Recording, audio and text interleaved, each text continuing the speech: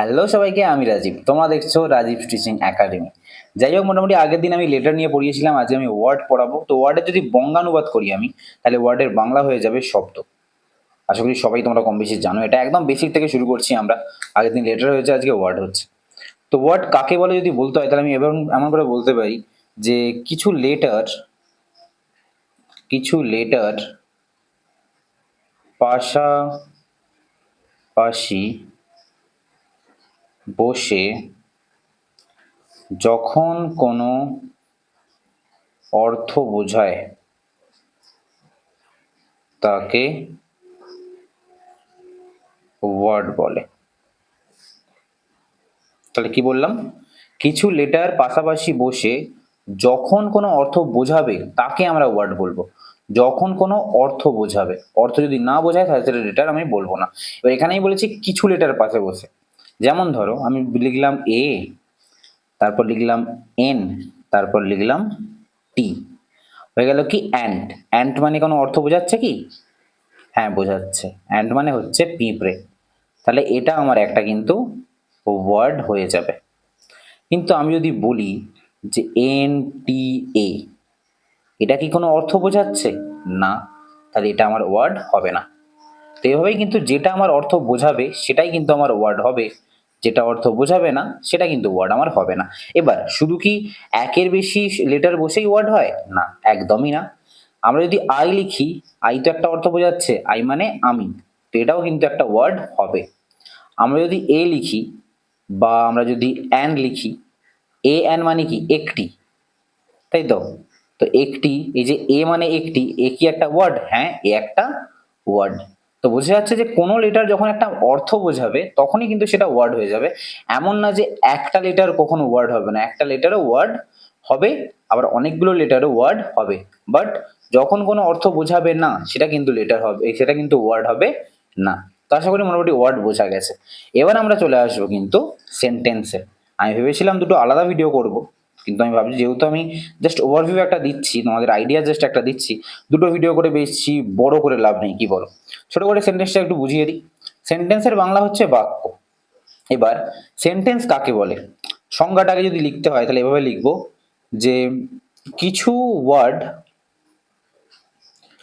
পাশাপাশি বসে যখন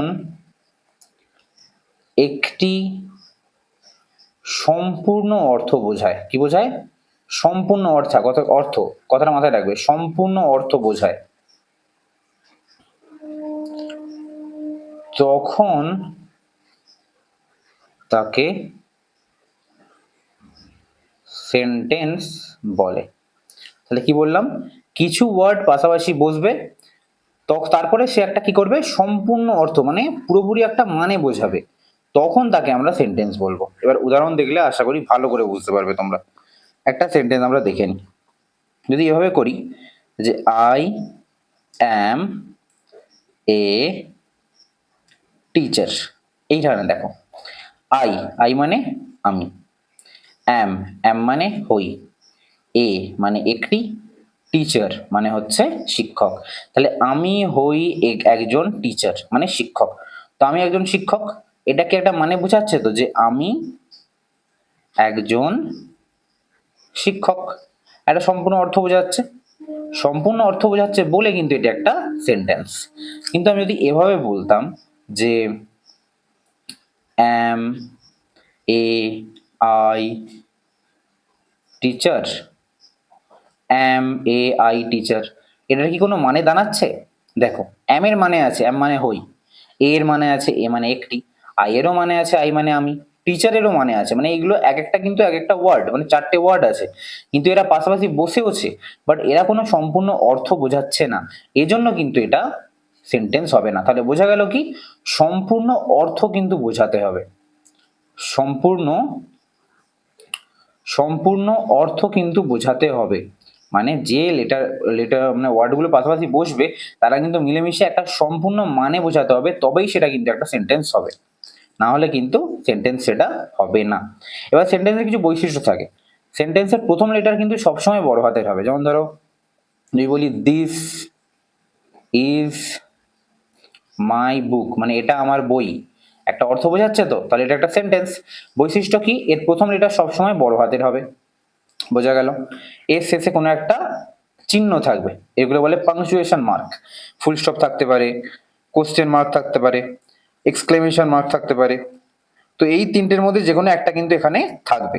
তাহলে কি বোঝা গেল, একটা হচ্ছে প্রথমে বড় হাতে দিয়ে শুরু হবে। তাহলে বলছি, প্রথম লিখেই দিই পয়েন্ট করে করে আমি, যে ক্যাপিটাল লেটার দিয়ে শুরু হয় সেন্টেন্স, ক্যাপিটাল লেটার দিয়ে শুরু হবে, শেষে পাংচুয়েশন থাকবে, শেষে পাংচুয়েশন মার্ক মানে হচ্ছে এই চিহ্নের চিহ্ন আর কি, এইগুলো চিহ্নগুলো মার্ক থাকবে। তা ক্যাপিটাল লেটারে শুরু হলো, শেষে পাংচুয়েশন মার্ক থাকলো। সম্পূর্ণ অর্থ হবে, বাক্যটির সম্পূর্ণ অর্থ হবে, অর্থ থাকবে। আর একটা কথা বলে দিই, যে বাক্যটি সত্যি হতে হবে, বাক্যটি বাস্তব হতে হবে, বাক্যটি বাস্তব হতে হবে। এটা কিন্তু ম্যান্ডেটরি না, এটা বলা হয়, বাট এটা কিছু সময়, যেমন ধরো কাল্পনিক গল্পে এটা হয় না, কাল্পনিক গল্পে গরু গাছে উঠতে পারে, নর্মালি আমরা কিন্তু বাক্যটা যতটা সম্ভব বাস্তবসম্মত করার চেষ্টা করবো। এই চারটে হচ্ছে সেন্টেন্সের বৈশিষ্ট্য। যেমন কিছু উদাহরণ দিই আমি, ধরো আমি যদি বলি যে the sun is a star, মানে সূর্য একটি তারা বা নক্ষত্র, এটা কিন্তু একটা সেন্টেন্স, এটা মানে বোঝাচ্ছে সূর্য একটি তারা বা নক্ষত্র। আমি যদি এটা বলি যে the moon is a star, এটাকে আমি ঠিক বললাম? এটা কিন্তু একটা বাক্য, এটা অর্থ বোঝাচ্ছে যে চাঁদ হচ্ছে একটা তারা, অর্থ বোঝাচ্ছে, বাট এটা কিন্তু সত্যি নয়।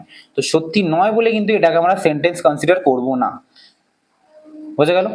তাহলে সেন্টেন্স আমরা কি দেখবো, আমরা দেখবো একটা অর্থ বোঝাচ্ছে কিনা, ঠিক মতো সাজানো হয়েছে কিনা, তারপরে দেখবো যে এটা সত্যি কিনা, মানে এটা হতে পারে কি, সূর্য একটা তারা তো হতে পারে, বাট চাঁদ কি কখনো একটা তারা হতে পারে? পারে না, তো তাই এটা কাটা হয়েছে, বোঝা গেল? তো সেন্টেন্সে আমরা এই চারটে বৈশিষ্ট্য ফলো করার চেষ্টা করব, কিন্তু এই 4 নম্বর পয়েন্টটা, এটা কিন্তু কাল্পনিক গল্পের ক্ষেত্রে এটা কিন্তু চলবে না, কারণ কাল্পনিক গল্পে সবকিছু কিন্তু বাস্তবসম্মত লেখা হয় না। তো এই গেল আমাদের সেন্টেন্স আর ওয়ার্ড, আশা করি বোঝা গেল। কোনো ডাউট থাকলে কমেন্ট বক্সে বলো, আমি অবশ্যই ক্লিয়ার করিয়ে দেবো। তো পরের দিন আমরা চেষ্টা করব অন্য একটা ভালো টপিক নিয়ে আসার।